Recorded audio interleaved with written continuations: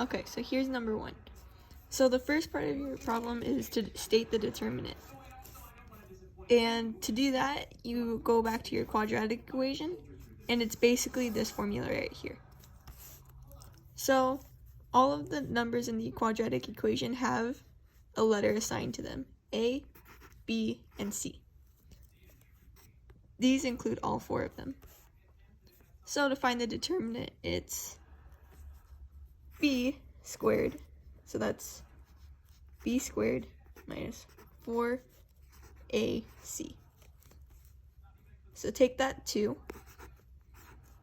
I'm going to put it in parentheses and square it, minus 4A, which is 3, and C, which is negative 3. So you just solve. 2 to the power of 2 is 4. Minus 4 times 3 is 12, times negative 3 is 36. And that's already a negative already.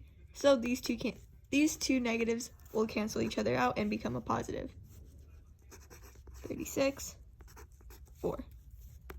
Add those up, it's going to be 40. Now I can't remember if you have to do the square root sign, but I'll check back on that and text you about it. So this is your determinant. The next part is to determine how many and what type of values you have.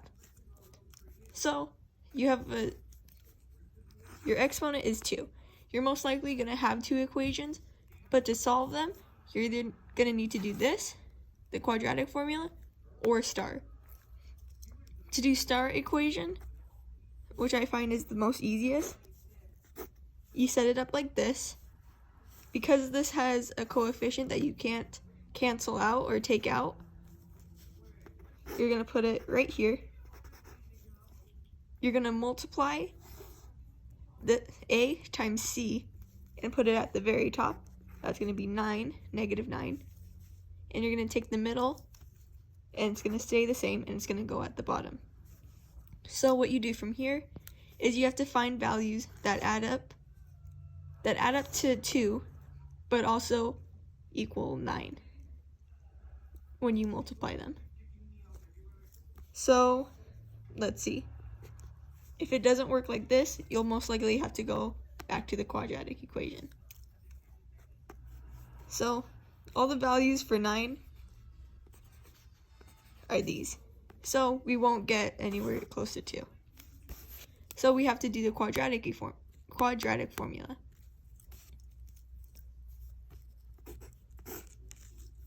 And basically the same thing, you plug these into where they belong on the quadratic formula.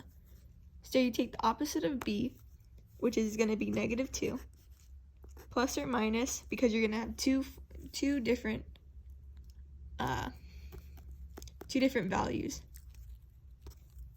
times b squared, which is where this is going to come in handy. We can just throw 40 under there. And then the bottom is 2a. And that's going to be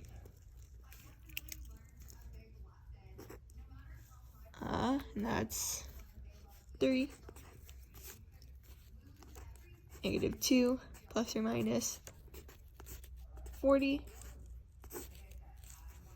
is 6 on the bottom. Okay, so when you have something like this, you have to take out what you can from the radical. So we can do this by finding factors of 40 that will end up being square roots.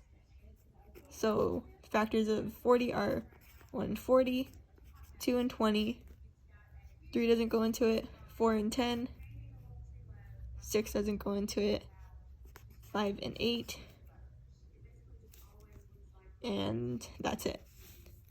So by looking at these factors, 4 is going to be one that we can take out and get another number from. So you can just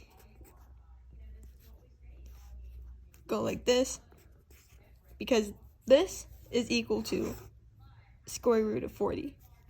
But this also translates to a 2. And this is the same as this. So we have plus or minus negative 2 all over 6.